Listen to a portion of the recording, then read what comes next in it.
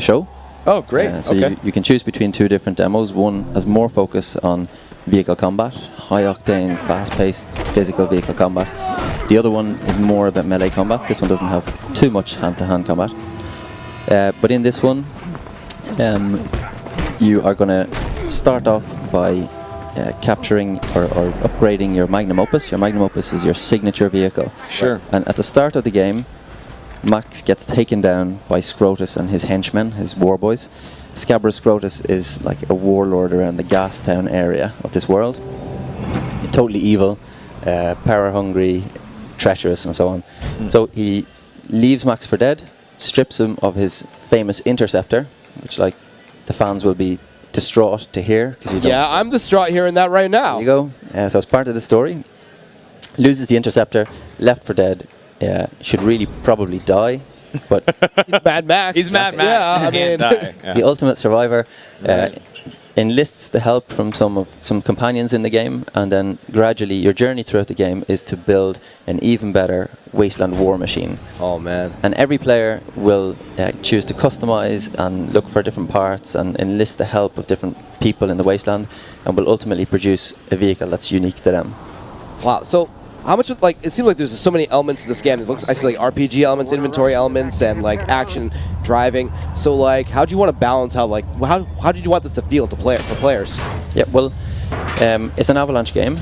So first and foremost, one of our main characters is always the world. Right. So we started off by taking a location around Gastown. Gastown is an oil refinery. It's got pipes leading out to oil rigs, which are situated in the sea. So it's a seabed. There's actually a volcano underneath the sea. Harbour wall, industrial region servicing the Gastown refinery. There's an airport, there's a financial district, and so on. And then we threw the apocalypse at it. And we just teared it all down on concept, on paperwork. And that's really how we got, something that should feel authentic. Now, you won't see that when you jump into the game first. But if you pay attention, if you really spend time exploring, you'll see telltale signs all the time, like sewer entrances, signs of an old disused subway, churches, and so on. And if you really are prepared to invest, you'll uncover some of these lost treasures. That's great. I love that ability to just kind of go around and explore and just find these like hidden treasures and just like other events. Yeah, I was just gonna ask. So whenever you're playing the game, can you just, instead of, if you don't want to do the main quest, you don't want to do a side mission, can you just do whatever you want? Just go off into the desert. Absolutely. And survive? Yeah. So there are some areas that you will need to sort of punch through. There's a big gate, for example, in the harbour wall, and you'll need a special talon for your harpoon. Again, the trademark Avalanche harpoon. Sure. To pull it down. There's a little bit of gating just to make sure that you don't just race to the finish line too quickly. Sure. But you can.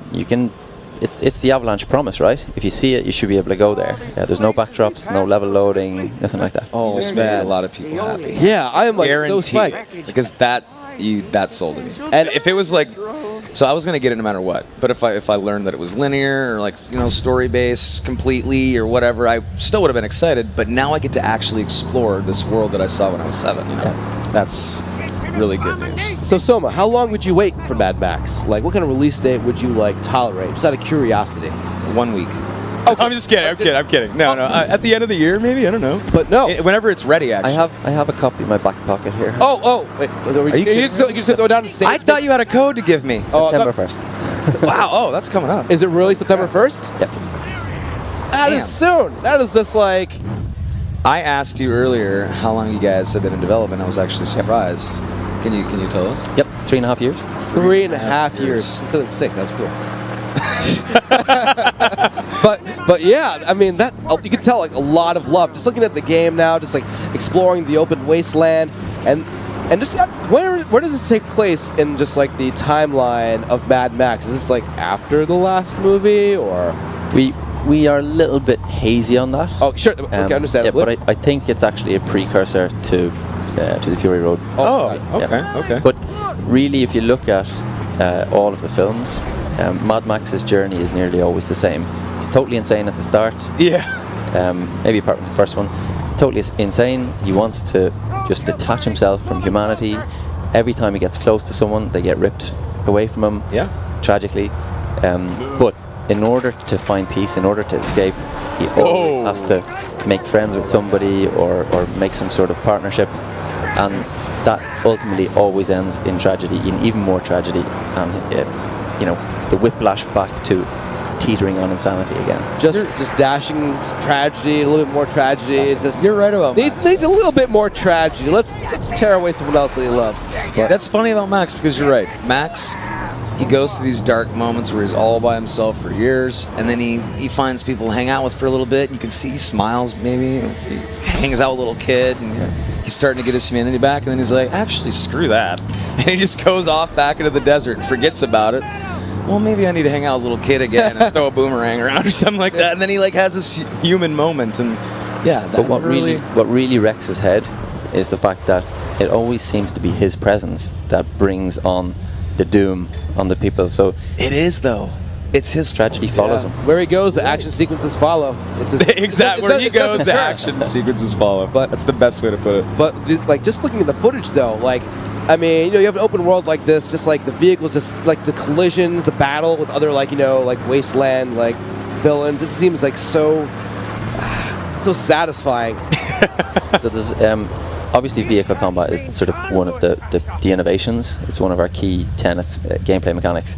But there's a whole bunch of weaponry that you can use when you're sitting in your magnum opus. You can customize it to look and feel. You know, you can add defenses against certain types of vehicles. You can upgrade the drivability and the stats. And you can't just max out everything, because that would give you an undrivable car. So you have to figure out, okay, well, what are these upgrades affecting? Do I have more traction? Do I have less power? Is the car too heavy because I put on a kick-ass ramming grille and so on? Wow. So you have to kind of decide, well, what vehicle do I want? Do I want a tank that's just going to plow through everything? Right. Do I want something that's nimble, can survive over, you know, rocky terrain and so on? And then there's a whole array of weaponry that you can use from within the magnum opus. In our demo today, we show you obviously Max's iconic shotgun. Right. But there's also he has a sniper rifle at the back. Chum Bucket, his black finger mechanic, who's in the back of the magnum opus there that you can see now. He helps him by firing a bunch of different weapons, like the harpoon. He also mans what we call the Thunderpoon, unfortunately, Chris. That is awesome. Oh, yeah. The harpoon basically firing a thunderstick, a big incendiary explosive device. It's almost like a heat-seeking rocket launcher. You'll see... Thunderpoon? Yep. I love it. Hey, I got a question for you guys. So, if you guys were trying to survive in the apocalypse, what would be your weapon of choice? I'm throwing it out. I know it's left field. Wow. I just want to know. Curveball. I think it would probably be a bottle opener.